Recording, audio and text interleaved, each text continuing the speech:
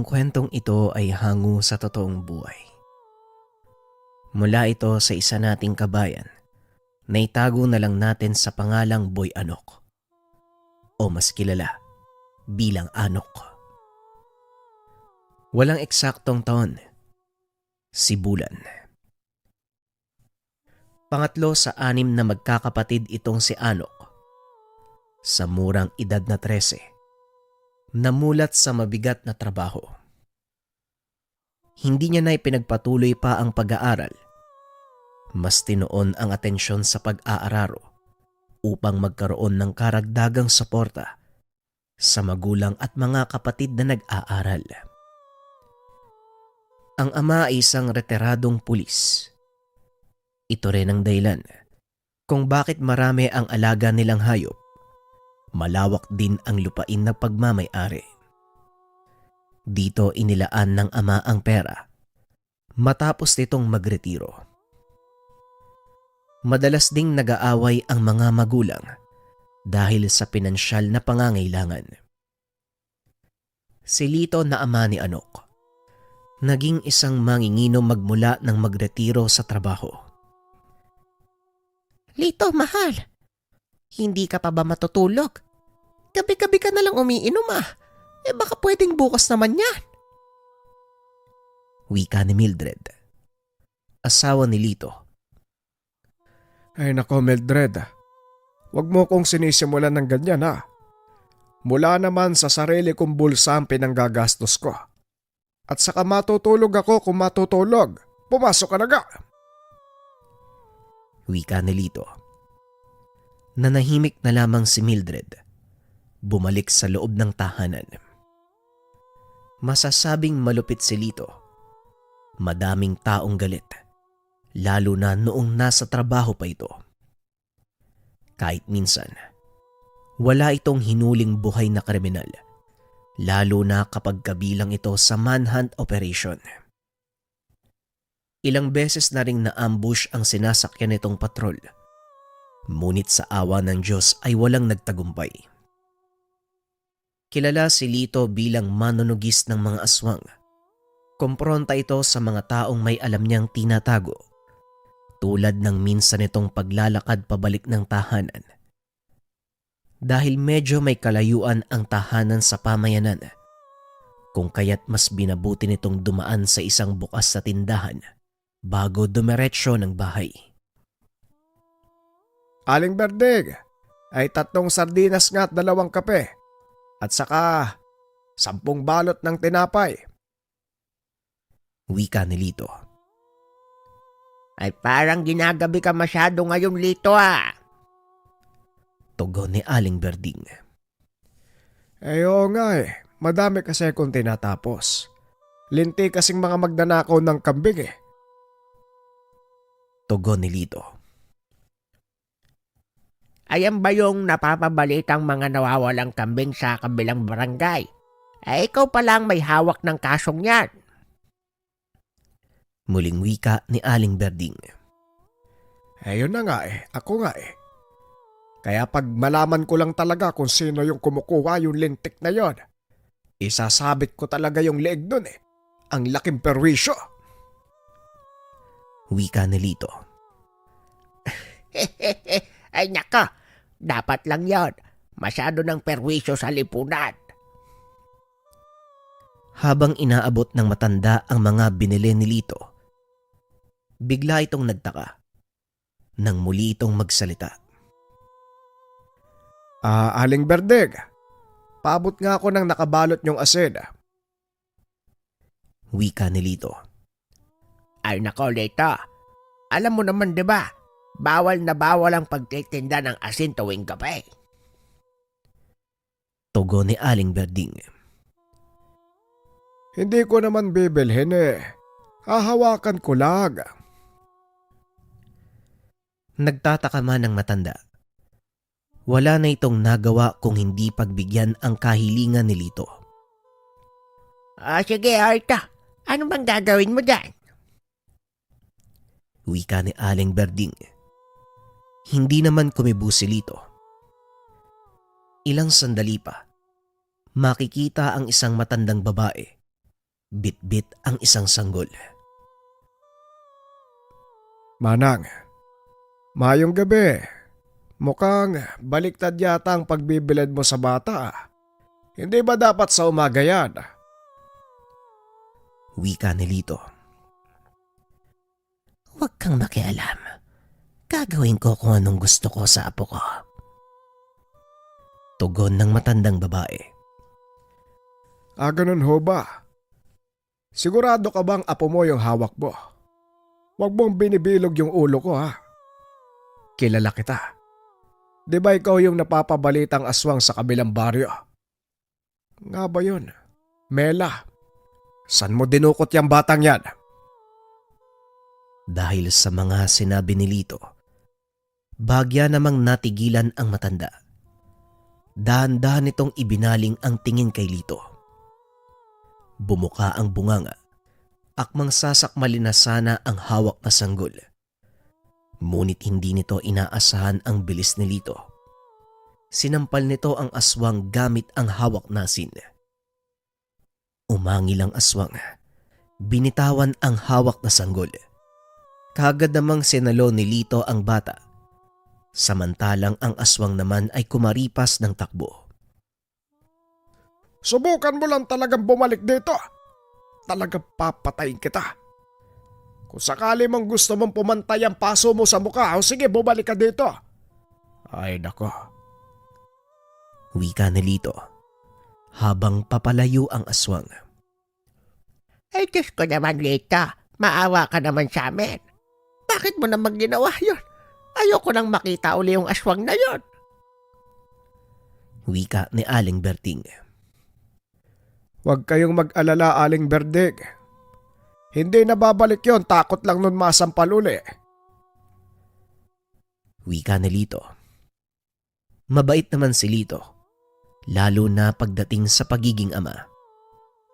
Ngunit tila ibang tao naman kapag nasa wisyo ng alak. Ilang beses na nitong pinilit si Anok na bumalik sa pag-aaral, ngunit hindi talaga ito interesado. Sa paglipas ng panahon, 1 linggo bago ang kaarawan ni Anok, habang abala sa pagsisibak ng kahoy, bigla naman itong tinawag ng ama. Nok, halika nga dito. Total maaga pa naman. Pwede bang kumuha ka muna ng kawayan na maaaring pangtuog sa lechon mamaya? Doon ka kumuha sa may bandang tabing ilog na kawayan ha. Pag may nakita kang tambo, kunin mo na. Madalas pa namang may nanunulo ng hipon doon. Baka pati yung tambo natin mapagkamalanding hipon. Wika ni Lito. Tay, kukunin ko na lang yung tigib para po mas madali ko makuha ang tambo. Tugon ni Anok. Wala ikaw ang bahala. Bilisan mo na nang masimulan na ang pag-ikot sa baboy. Nga pala sino ba ang mga bisita mo? Siguro tay, si Narsing lang.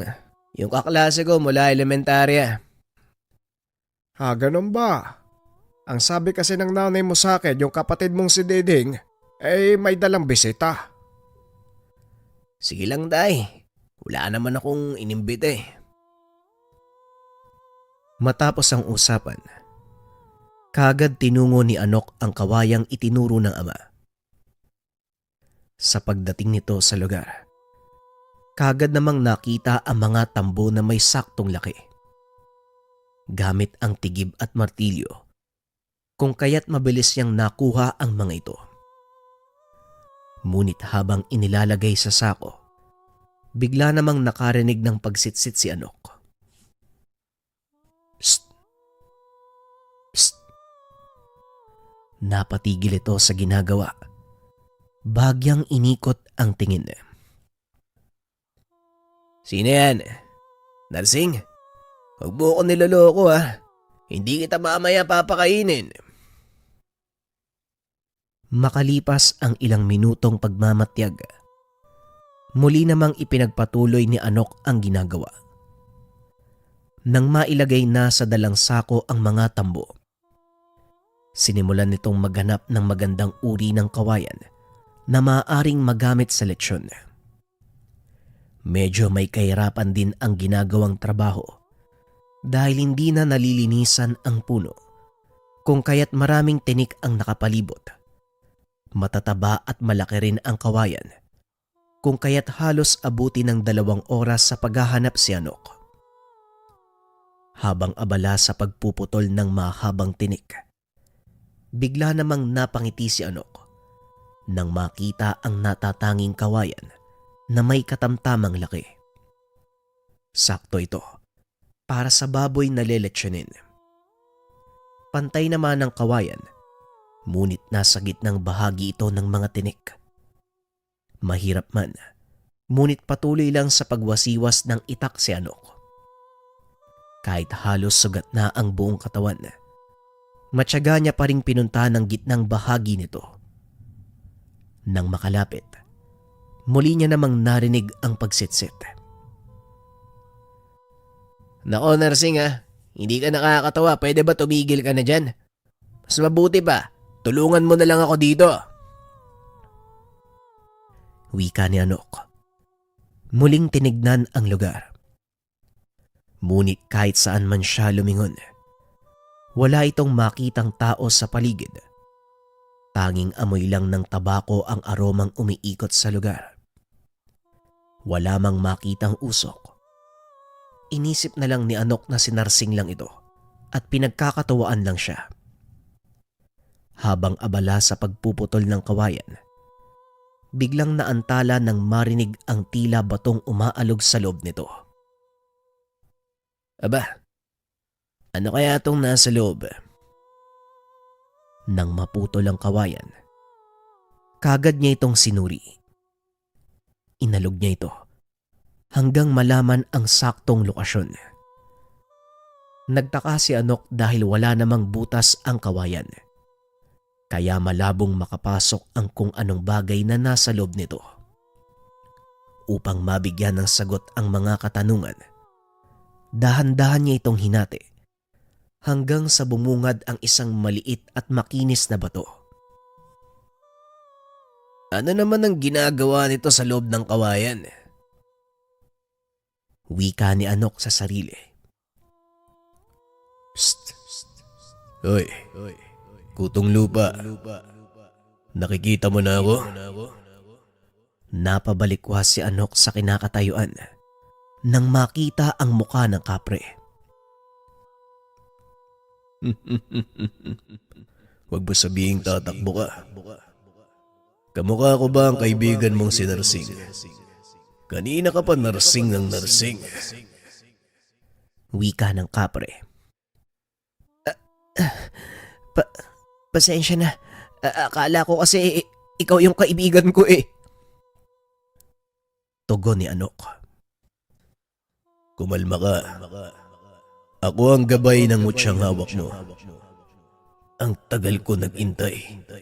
Kung sino man ang magmamay-ari ng mutya, hindi ko lubos sa kalain. Anak pa ni Lito ang gagabayan ko. Wika ng kapre. Nagulat si Anok sa sinabi nito. Teka, paano mo nakilala ang tatay ko? Tanong ni Anok. Isa sa mga kaibigan ni Lito ang ama ko. Kaya hindi ko lubos sa kalain na sa dinami-dami ng mga tao, ikaw pa ang gagabayan. Alam kong nalilito ka sa ngayon. Hayaan mong ang panahon ang magtakda upang maintindihan mo mga bagay-bagay. Basta mula ngayon, ilagay mo sa iyong isipan na tayo ay iisa. Matapos magsalita ng nilalang, dahan-dahan itong naglaho sa paningin ni Anok. Psst! Psst! Uy boy, kanina pa kita hinahanap ah. Ano bang tinitignan mo dyan? Wika ni Narsing. Ano? Wala. May iniisip lang ako. Teka, paano mo na lamang nandito ako? Tanong ni Anok kay Narsing. Eh di sinabi ni ang kulito Pero nakailang balik na ako dito ngayon lang kita nakita. Saan ka ba nanggaling? Tanong ni Narsing. Diyan lang. Naghanap ako ng kahoy na pwedeng idagdag sa panggatong. Halika na nga, nang masimulan na natin yung lechon. Nang makabalik sa tahanan, hinanda na ng ama ang mga gagamitin sa gagawing pagluluto. Pansin ni Anok ang saya sa mukha nito na tila alam ang mga nangyari. Naging abala ang pamilya ng buong araw. Katuwang nito si Narsing na siyang umikot sa lechon hanggang sa maluto. Pagsapit ng bandang 4:00, dumating naman ang kapatid ni Anok kasama ang ilan nitong kaklase. Manap po tay. Mga kaklase ko po. Si Manny, Flora, Maria, Anita at Merely. Wika ni Diding. Magandang hapon sa inyo. O sige, pumasok na kayo sa loob. May mga nakahain na doon. Isusunod na rin natin ang lechon. Wika ni Lito. Kaagad namang pumasok ang mga ito. Ang kulito, pwede bang akin na lang yung isa doon? Wika ni Narsing. Alin ba doon? Yung maikli ang boka no? Tito talaga oh. Alam na alam yung tipo ko. Nako tay, huwag niyo ngang kinukonsinti ang si Narsing. Akala mo naman wala pang asawa't anak eh. Ito naman, nagbibiro lang eh. Pero malay mo makalusot. Di ba Col? Di ba ang Col ano? Ay nako, nasan nga pala si Maring Vilma? Bakit hindi mo dinala dito? Tanong ni Anok. Alam mo naman walang ibang tao sa bahay at saka buntis uli yun eh. Magtatatlong buwan. Baka sumunod yun dito mamaya. Nga pala, pwede ka bang maging ninong uli? Tanong ni Narsing. Pambihira ka talaga. Mabuti na lang natitiis ka ng asawa mo kahit puro ka pang bababae. Tugon ni Anok. Alam mo naman kung gaano ko kamalang asawa ko eh. Hindi ko iiwan yun, pero pwede kong dagdagan. Tugon ni Narsing. Ay nako, bahala ka sa buhay mo. Malaki ka na. Alam mo na yung ginagawa mo. Kagad dinala ng dalawa ang lechon sa loob ng tahanan upang simulan na ang kainan. Kumusta Anok? Maligayang kaarawan na. Ito nga pala, regalo ko para sa'yo. Wika ni Merely. Salamat nako, nag-abala ka pa. Kahit bati lang ayos na sa akin eh. Tugon ni Anok kay Merely. Mukhang nasamid ako ng kaunting laway na may halong kilig. Pangaasar ni Narsing kay Anok. Manahimik ka nga dyan. Pasensya ka na, Merely ah. Ganun lang talaga yung kaibigan ko eh. Tara na nga, ang ingay mo. Wika ni Anok. Ay naku, alam ko na yan boy. Diyan nagsimula yung lolo't lola ko eh. Sa paglabas ng magkaibigan, makikita naman ang pagpasok sa bakuran ng nakakatandang kapatid kasama ang tatlo nitong katrabaho. Ay tal, maligayang kaarawan. Dinala ko pala yung mga katrabaho ko. Si Onyok, Presko at si Andres. Wika ng kapatid niyang si Oliver. Bumati naman ang dalawa nitong kasama. Ngunit si Andres, nanatiling walang kibo. Iba rin ang pakiramdam ni Anok sa isang ito. Tila may gagawing hindi maganda. Ilang sandali pa, sabay-sabay nilang pinagdiwang ang kaarawan ni Anok.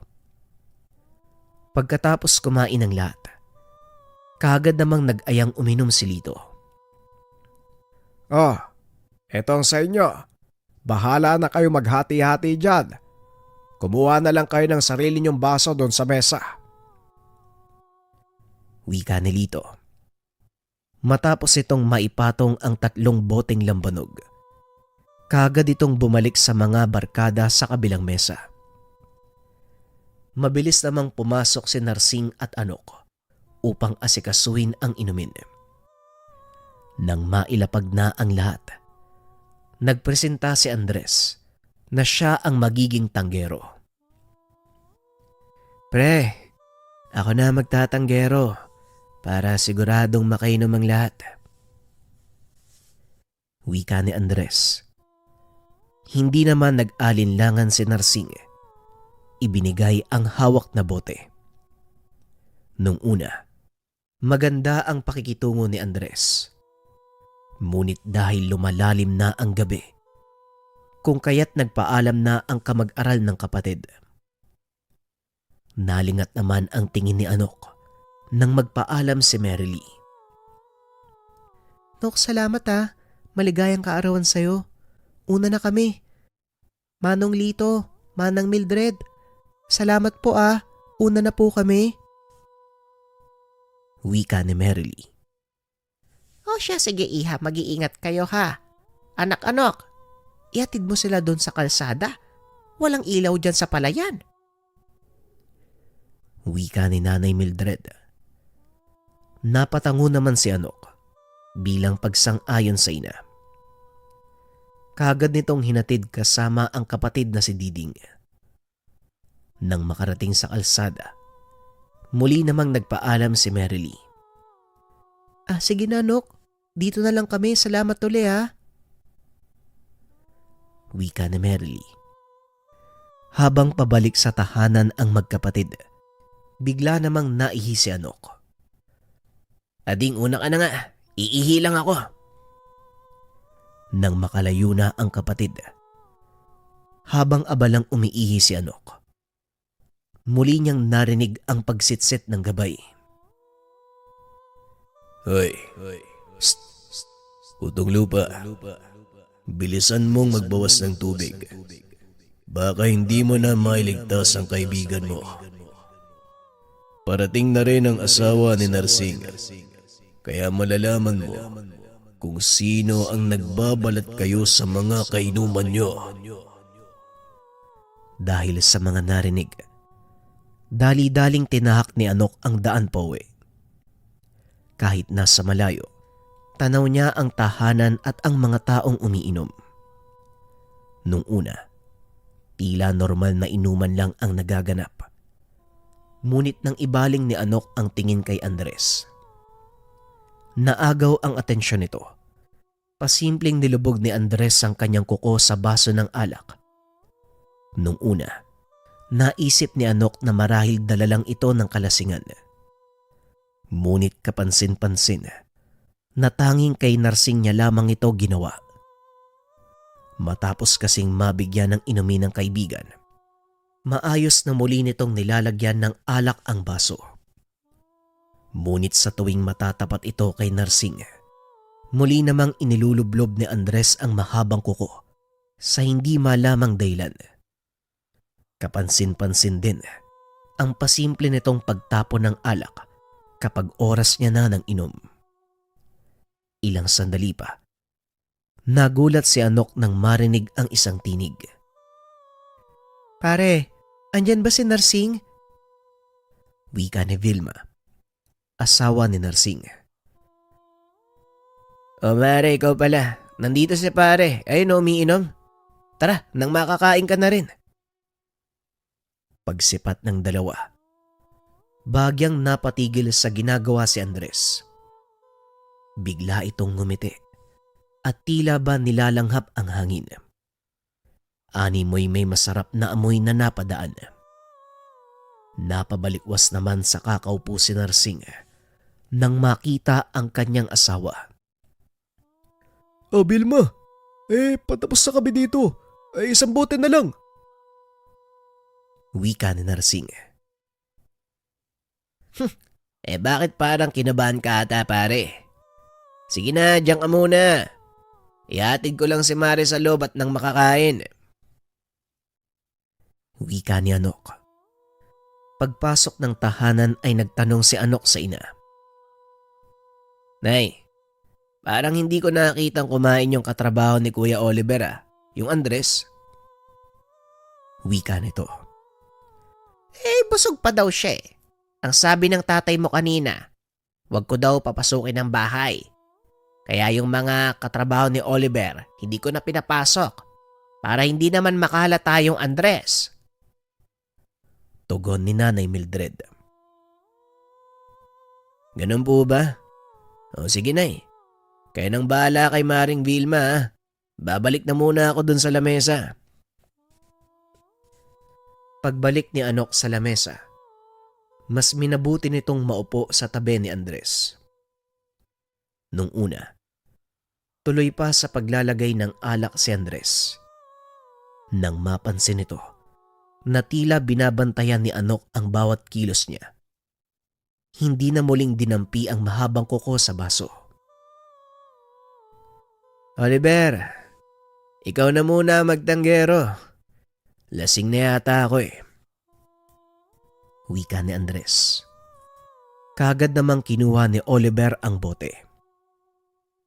Makalipas ang ilang minuto, sakto namang paubos na ang alak at paglabas din ni Vilma. Narsing, tara na. Maghahating gabi na oh. Nag-aantay pa yung anak mo dun sa bahay ng lola niya. Wika ni Vilma. Napatango na lamang si Narsing. Kagad nang tumayo. Sige pare ah. Salamat sa susunod uli. Wika ni Narsing. Sige, salamat din sa pagtulong dito pare. Oy, pare, ingat kayo ha. Tugon ni Anok. Walang anuman pare. Alam ko naman na parang magkapatid na kayo nitong asawa ko eh. Sa pag-alis ng mag-asawa, kapansin-pansin din ang pagsunod ng tingin ni Andres sa kanilang direksyon. Hanggang sa bigla din itong nagpaalam. Mga tol, una na rin ako, medyo malayo pa yung bahay ko eh. Wika ni Andres. Ha? Isang bote na lang to, tapusin na natin. Sandali na lang to eh. O baka may iba ka pang sadya kaya gusto mong umalis. Wika ni Anok habang nakatitig kay Andres. Wala naman. May pupuntahan lang ako bukas kasama ang mga kapatid ko. Tugon ni Andres. Tumango na lamang si Anok bilang pagsang-ayon. Nang makalayo na si Andres, kagad nitong kinausap si Oliver. Alam mo kuya, duda ako sa isang yun eh. Ha? Anong ibig mong sabihin? Paano ka nagdududa? Wala ka ba napapansin sa kilos niya? Talagang merong kakaiba eh. Sa totoo niyan, bagong kilala ko lang si Andres eh. Medyo may pagkamahiyain kaya nga sinama ko dito para hindi mailang. Tugon ni Oliver. Napaisip naman si Anok sa mga ibinahagi ng kapatid. Kung kaya't patago nitong tinungo ang bahay ni Narsing. Sandali lang punta lang akong paliguran. Dahan-dahan nitong pumunta sa likurang bahagi ng tahanan. Nang masiguradong walang taong nakakita, mabilis niyang tinakbo ang direksyon patungo sa bahay ng kaibigan. Sa isip ni Anok, maaaring may lahing aswang si Andres. Dahil ayon sa nasaksiyan, parang minamarka nito ang katawan ni Narsing. Sa ganitong paraan, mabilis niyang mapapasok ang loob ng tahanan. Ilang sandali pa, narating ni Anok ang bahay ng kaibigan. Wala namang kakaiba. Tanging gasera lamang sa kwarto ang nakabukas. Ilang minuto rin ang ginawang pagmamasid ni Anok. Ngunit nang mapansing wala namang kakaiba, kagad na itong nagpasya na bumalik sa tahanan. Sa pagtalikod niya, biglang naagaw ang atensyon nang makitang naglalakad si Andres. Hindi naman siya nakita nito, kung kaya't nagtago si Anok sa isang makapal na talahib. Sa patuloy na pagmamanman, bigla namang napatuwad si Andres. Ngunit ang kinagulat ni Anok, nang biglang bumukas ang pintuan ng tahanan, lumabas ang kaibigan at paulit-ulit na sumuka. Sa pagbalik ng tingin ni Anok sa nilalang, bigla nitong inangat ang ulo. Ibang-iba na ang itsura nito kung ikukumpara sa kaninang itsura ni Andres. Pulang-pula ang mga mata, nakausli ang mahabang ngipin at patuloy pa ring naglalaway. Dahan-dahan din itong pumunta sa pintuan ng tahanan. Labis din ang pagtataka ni Anok dahil hindi ito nakita ni Narsing. Kaya bago pa tuluyang makapasok ang aswang, bigla namang sumigaw si Anok. Oy Andres! Ang kapal naman ng mukha mo. Inimbitahan ka ng maayos, tapos ganyan pa yung igaganti mo. Malas mo lang. Kaibigan ko pa yung biniktima mo. Bagya namang natigilan ang aswang. Tumitig ng masama kay Anok. Bigla itong umangil. Walang pag-aalinlangang sinunggaban si Narsing. Dahil sa ginawa ng nilalang, kung kaya't mabilis na pinuntahan ni Anok ang kaibigan upang bigyan ng saklolo. Kagad namang binitawan ng aswang si Narsing nang makita na papasugod si Anok. Matapos tumilapon, kitang-kita ni Anok ang labis na pagdurugo ng balikat ni Narsing. Vilma! Vilma! Lumabas ka muna dyan! Dali-daling lumabas si Vilma. Nang makita ang kalagayan ng asawa, kagad niyang hinawakan ang sugat sa balikat nito. Dalhin mo muna si Narsing sa loob. Ako nang bahala sa demonyong yan. Wika ni Anok. Mabilis namang pumasok ang mag-asawa habang inaalalayan ni Vilma ang pinsala ni Narsing. Nanatili namang nakamasid ang aswang. Tila naghahanap ng tiyempo kung kailan aatake. Dahil walang armas, kung kaya't kinuha ni Anok ang isang malaking kahoy upang gawing sandata. Sa tingin mo ba, magagawa kang ipagtanggol ng hawak mong patpat? Wika ni Andres. Oo, at magmumukha kang baboy na hinataw sa ulo kapag ginamit ko to. Subukan mong lumapit. Tugon ni Anok. Nagpapakiramdaman ang bawat isa. Bigla namang dumilim. Unti-unting natatakpan ng ulap ang liwanag ng buwan. Nagulat si Anok nang mapansin ang pagtakbo ng nilalang patungo sa makapal at mahabang talahiban. Ano Andres? Hanggang kailan ka magtatago? Akala mo makakatakas ka? Antayin mo kung aswang ka. Wika ni Anok. Mabilis niya itong sinundan sa talahiban. Masyado nang makapalang talahib. Hindi naman naging mahirap kay Anok na sundan ang aswang. Kitang-kita nito ang mga nahawing talahib kapag napapadaan ang nilalang. Ilang sandali pa, narating nito ang dulong parte ng talahiban. Sa paglabas ni Anok sa matataas na talahib, bagya naman itong napatigil matapos makita ang 5 kubo. May nakabukas ding gasera sa bawat pintuan na siyang nagbibigay ng liwanag sa harapan ng tahanan. Napaisip naman si Anok dahil hindi niya kabisado ang lugar na nakikita. Sa pagkakalam nito, ilog ang dulong parte ng mga talahiban na malapit sa bahay ng kaibigan. Habang tahimik na minamatyaga ng paligid, biglang naantala si Anok nang makarinig ng pag-angil mula sa hindi kalayuan. Bagya niyang itinago ang sarili sa talahib. Ilang sandali pa, makikitang hinila ng isang matandang lalaki si Andres. Patpati ng pangangatawan nito. Purong puti ang mahabang buhok. Humpak ang muka at halos nasa 90 na ang edad. Kuba na akong maglakad. Ngunit nakakapagtaka kung paano nito kinakaladkad si Andres na animoy mas malakas pa sa kalabaw. Kapansin-pansin din, ang isa nitong mata ay nakapikit. Anong kalokohan ang pinasok mo, Andres? Hindi ka pa ba nadadala? Wika ng matandang lalaki. Pasensya na po, Apo. May naamoy kasi kung buntis mula sa kaibigan ng katrabaho ko.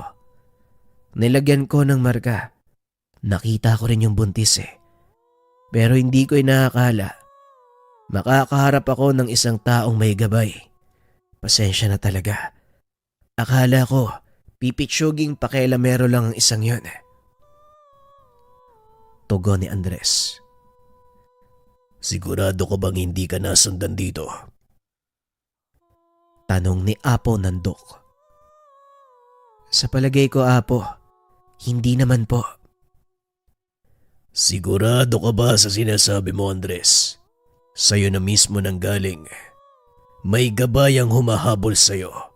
Maaaring hindi mo ito makita dahil meron siyang sabulag. Wika ni Apo Nandok. Nakayuko lang naman si Andres. Mas minabuting hindi kumibo. Sige na, lumayas ka sa harapan ko. At baka hindi lang bugbog ang abutin mo sa akin. Mabilis namang kumaripas papasok ng kubo si Andres.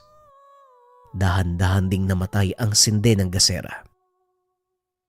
Ilang sandali pa. Kapansin-pansin ang paglapit ng dalawang nilalang. Animoy aso kung maglakad ang mga ito. Nakayuko itong lumapit sa matanda. Siguraduhin niyo na hindi nasundan si Andres. Wika ni Apo Nandok. Masusunod pa. Pero mawalang galang na, Apo. Hanggang kailan kaya susubay sa utos ang iyong anak? Paano kung naipasa sa kanya ang katungkulan na mamuno ng ating angkan? Wika ng isa pang aswang. Huwag kayong mabahala. Dahil hanggat hindi natututo si Andres, mananatiling ako ang namumuno. Alam niyo kung ano ang kaya kong gawin.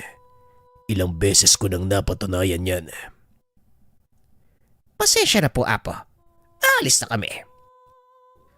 Napatango na lang ang gabunan bilang pagsang-ayon. Habang tahimik na nagmamasid, bigla namang nagulat si Anok sa muling pagsasalita ng gabay. Kutong lupa, hindi ito ang tamang panahon upang kalabanin ng mga nilalang. Tandaan mo, kaperasong kahoy lang ang bitbit mo. Huwag kang mag-alala. Mahanap at mahanap natin ang lahi ng mga yan. Matapos itong marinig, dahan-dahan namang umatras pabalik ng talahiban si Anok. Muli niyang tinahak ang daan patungo sa bahay ng kaibigan. Nang makarating, bumungad naman kay Anok ang asawa ng kaibigan kasama ang mga kaanak nito. Abalang inaasikaso si Narsing. Mare, kumusta ang kalagayan ni Narsing? Tanong ni Anok. Sa awa ng Diyos, maayos na siya. Salamat at dumating ka. Ano ba talagang nangyari? Tanong ni Vilma. Yung demonyong Andres na katrabaho ni Kuya Oliver. Aswang, kaya sumunod ako sa inyo eh. Pero huwag kang mag-alala, Mare. Sinisigurado kong pagbabayaran ng panghas na yon ang kalapastangan ng ginawa niya. Nga pala, may tinawag na ba kayong albularyo? Tanong ni Anok. Oo pare, nung hinabol mo yung aswang, dumating din si Manong Mukring eh. Ang sabi niya may nararamdaman daw siyang kakaiba mula nang magkasalubong kami sa daan kanina. Tugon ni Vilma. Ganun ba? Nasaan na si Manong Mukring? Gusto ko sana siyang makausap. Andun siya sa loob abala sa ginagawang ritual. para daw sa kaligtasan ni Narsing. Sige, mag-aantay na lang ako dito sa labas. Matapos ang usapan ng dalawa, muli namang pumasok sa loob ng tahanan si Vilma. Samantalang si Anok, matyagang nag-antay sa labas ng tahanan.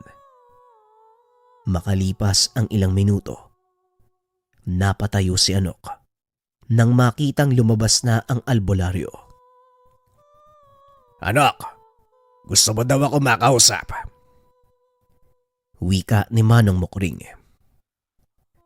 O sana Manong, kumusta pala ang kalagayan ni paring Narsing? Tugon ni Anok. Huwag mo nang alalahanin ng kaibigan mo. Inalis ko na ang marka ng aswang. Kailangan niya lang magpahinga para humilom yung sugat.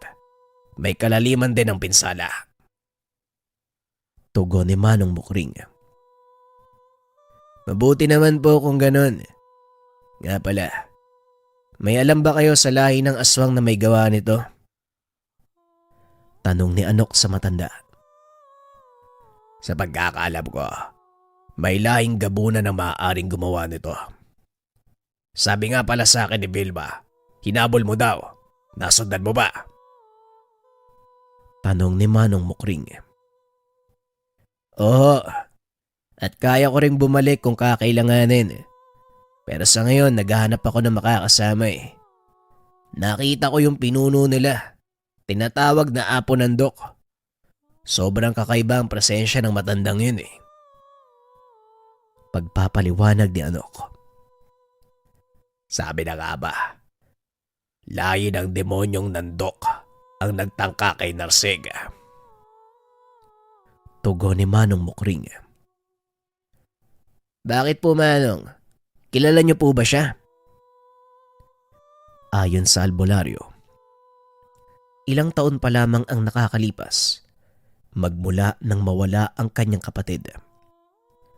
Isa itong batikang manggagamot kung kaya't kinakatakutan ng mga nasa kaliwa.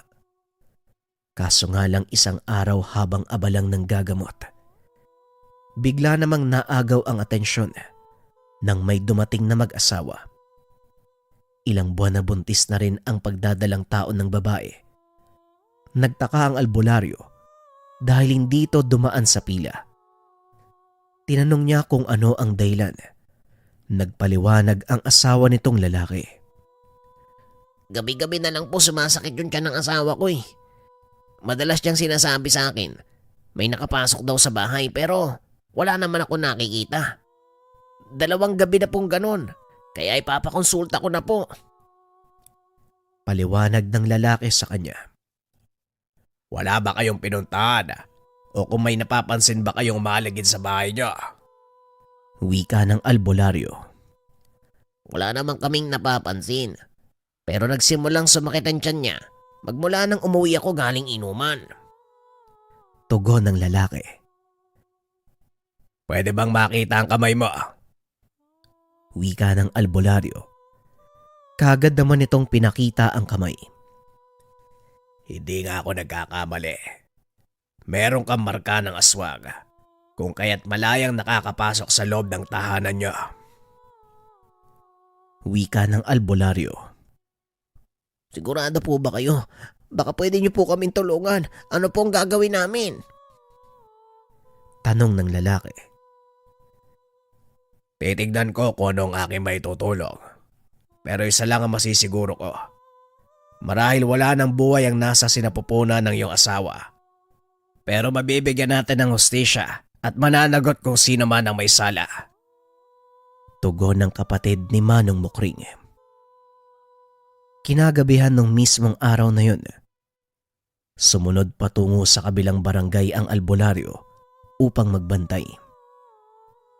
Nasa gitnang bahagi ng palayan ang tahanan ng mag-asawa, kung kaya't kitang-kita ang mga taong papalapit, gayong kakatapos lang ng anihan.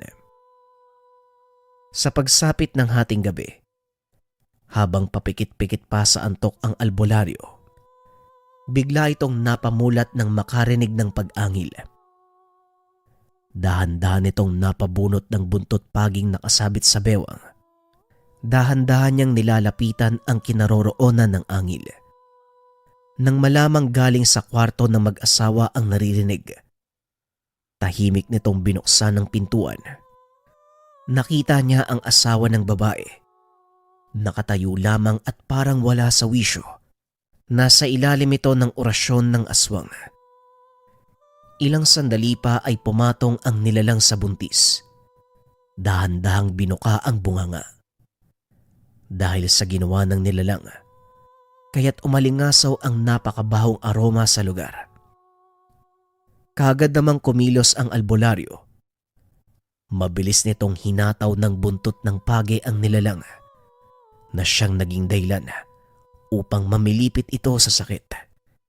Hindi rin nagdalawang isip na tumalon palabas ang nilalang matapos itong makita ang albularyo. Sa pagtalon nito sa bintana, mabilis namang tinungo ng albularyo ang pintuan upang sundan ang aswang. Mabilis man kung tumakbo, bigla itong napatigil matapos matamaan ng tigalpo ng albularyo. At saan ka naman pupunta? Nakuha mo na nga ang bata. Pati ba naman ang inapapatayin mo pa? Wika ng albularyo. Huwag ka nang makialam pa, tanda. Sa oras na makawala ko dito, ikaw ang una kong kakatayin. Wika ng nilalang. Sa palagay mo ba, makakalis ka pa dyan? Nang makalapit, kaagad na hinataw ng albularyo ang aswang gamit ang hawak nitong buntot pagi.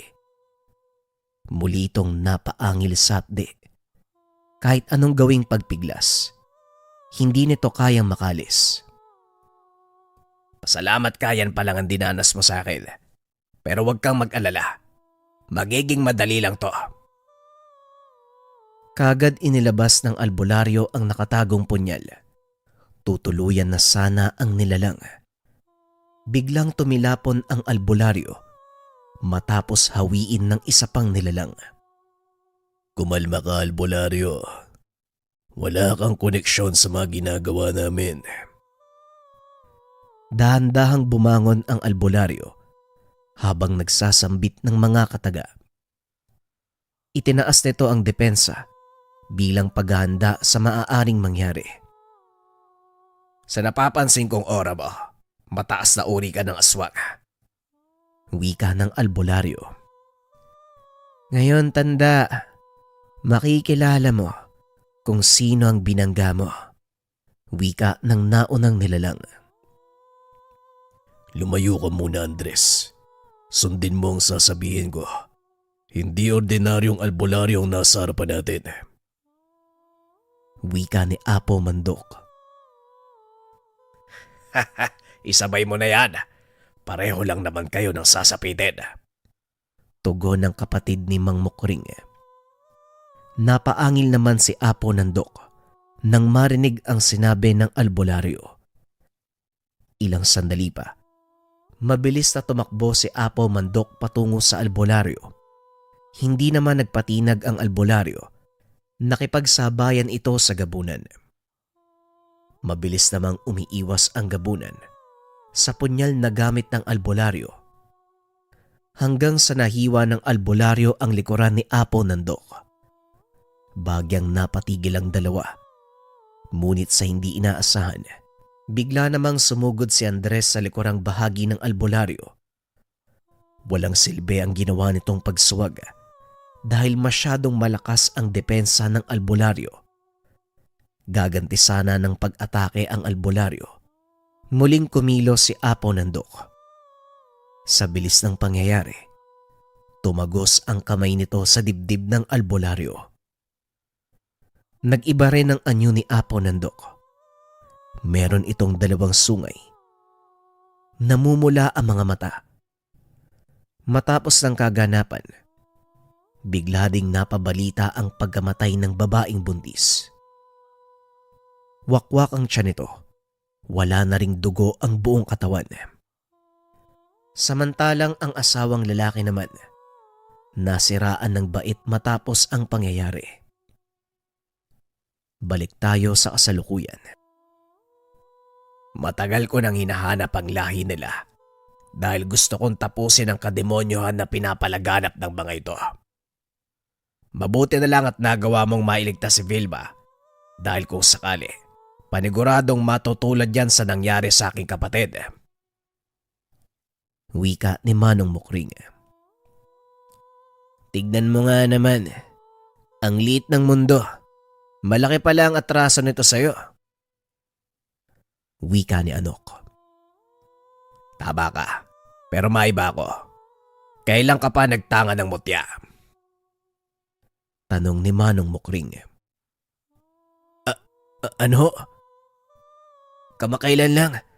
Yung gabay ko rin ang tumulong sa akin para makita ang pugad ng lahi ni Andres. Tugon ni Anok. Laking gulat nito dahil alam ng albularyo ang kanyang sikreto. Ganun ba? Akala ko nung una, bertud ng tatay mo ang nararamdaman ko eh. Tugon ni Manong Mukring. Ano ho? Bertud ni tatay? Oo. Hindi niya ba nasabi sa'yo?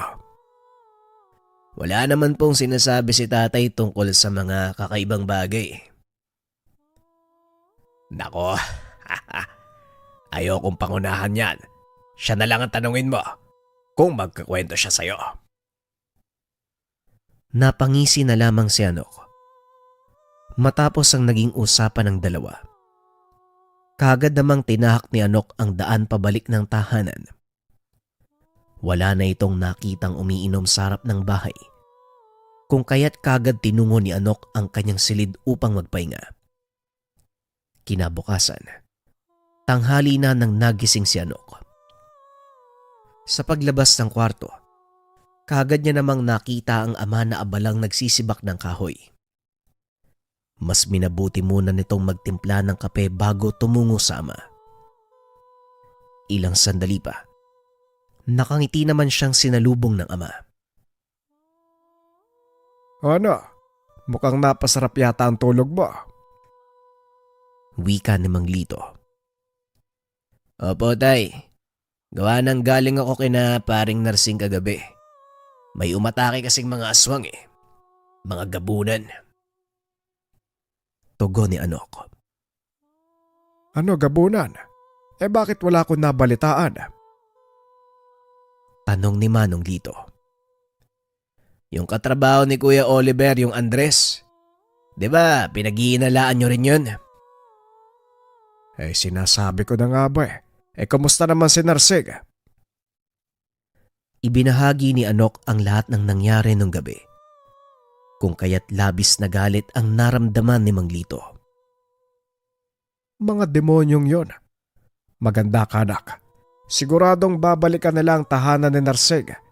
Gayong hindi nito nakuha ang totoong pakay. Sige utay. Nga po pala. Totoo ba yung balita na may hawak ang bertud? Ano yun?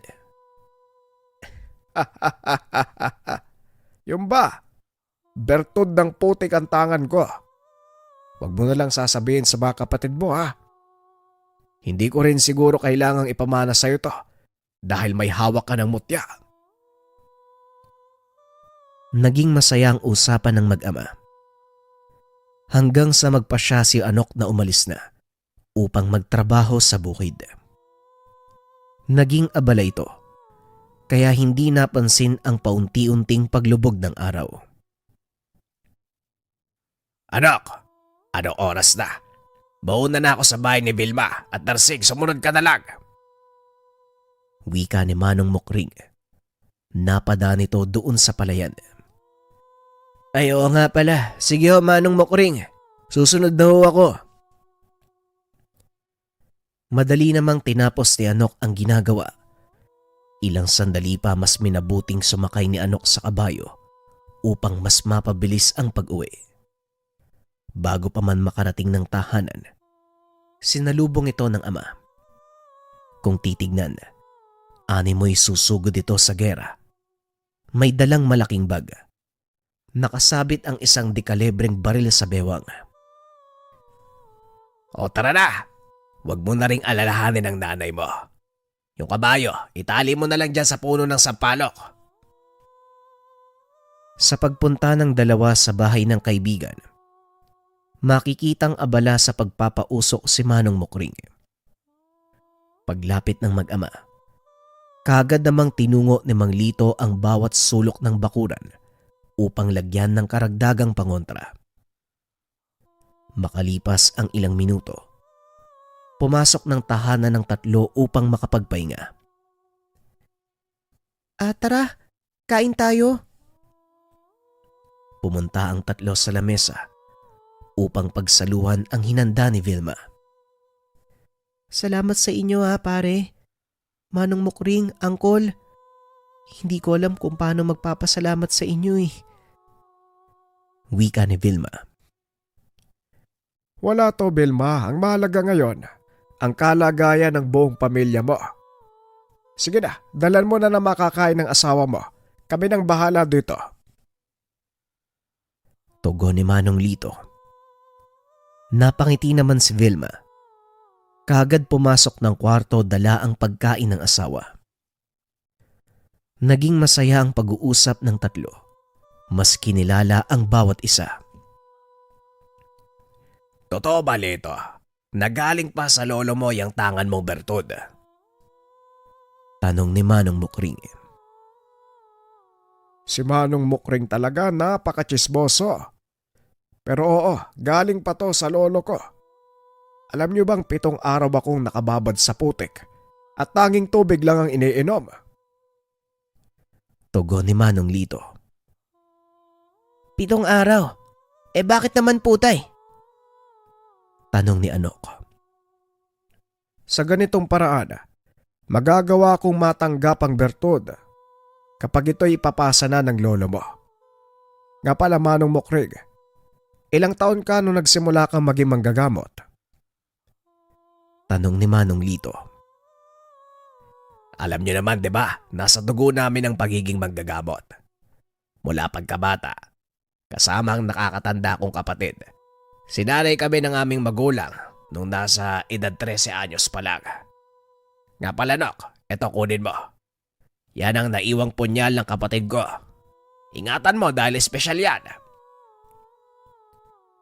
Habang abala sa pag-uusap ang tatlo, bigla namang natahimik ang lahat nang magsalita si Manong Mukring. Ito na pala. Mukhang nasa labas na ang bisita. Bigla namang naging maalinsangan ng lugar. Tanda ito na merong nagbabadyang panganib sa labas. Dahang-dahang nakiramdam ang bawat isa hanggang sa narinig ang mga angil. Dahil manipis lang ang dingding, kung kaya't madaling nakagawa ng butas si Anok. Kaagad sinilip ang nagaganap sa labas ng bahay.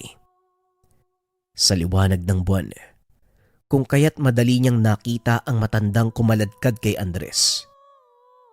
Sa harap naman ito, hindi lalagpas na 9 na nilalang. Nakatuwad ang mga ito, tila nag-aantay lang ng utos bago magsimulang kumilos. Alam kong nasa loob ka, Mukring. Hindi ka ba nagagalak na makita ko? Alam kong matagal mo na kaming hinahanap. Matapos itong marinig, walang pag-aalinlangang lumabas ng tahanan si Manong Mukring. Wala na ring pagpipilian si Banok at Mang Lito, kundi sumunod sa kanya. Talagang nagsanib pa kayo ng puwersa. Walang problema. Para isang laban na lang. Wika ni Apo Nandok. Ay pasensya ka na. Kayo ang nauna. Pinagtangkaan niyo ang buhay ng kapamilya ko. Wika ni Mang Lito. Napangisi naman si Apo Nandok. Nang mapansin ni Anok si Andres, kaagad niya itong sinigawan.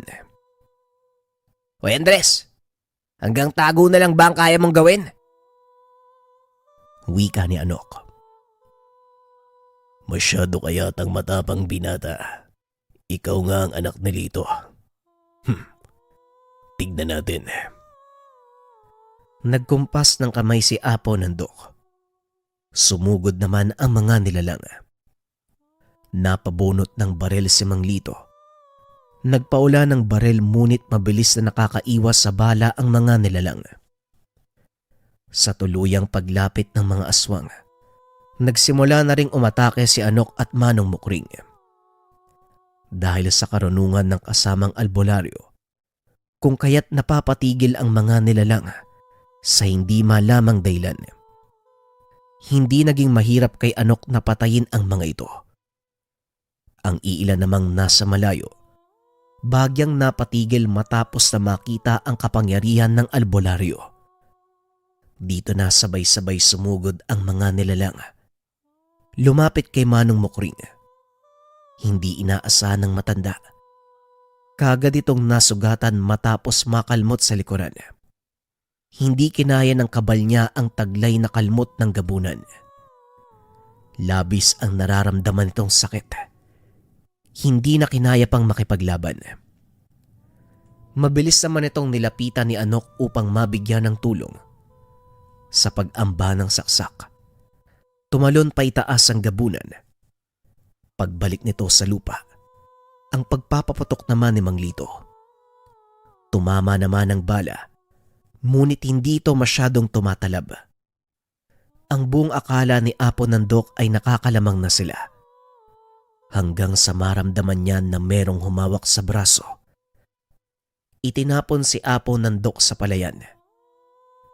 Nang tignan kung sino ang may gawa nito, walang iba kung hindi ang gabay ni Anok. Sabay-sabay na sumugod ang mga nilalang doon sa kapre, pero wala itong nagagawa sa kanya. Maging si Andres, hawak-hawak na ng kapre.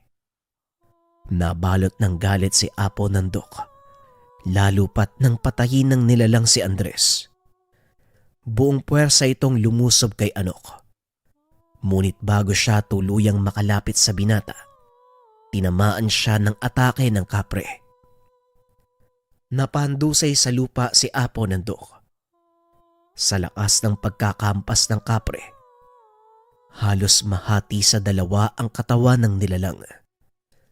Mabilis itong nilapitan ni Anok at walang pagdadalawang isip na binaon ng punyal. Kagad binawian ng buhay si Apo ng Dok. Matapos ng lahat ng kaganapan, sa paglipas ng panahon, naging maayos naman ang pamilya ng kanyang kaibigan. Nailabas din ng maayos ang anak nito. Nagawang ligawan ni Anok si Mary Lee. At matapos maikasal ng dalawa, biniyayaan sila ng supling. Ngunit kahit kailan, hindi na natakasan pa ni Anok ang naging buhay. Hindi man siya naging manggagamot. Ang mga tinutulungan niyang kaso ay konektado sa mga aswang at mga nilalang. Hindi siya nagdadalawang isip na kumitil ng buhay, lalo pat kung ang mga papatayin ay ang mga nilalang na halang ang kaluluwa. Maraming salamat sa pakikinig ng ating kwento mga kabayan. Abangan pa natin ang susunod na kwento dito sa ating channel. Paalam.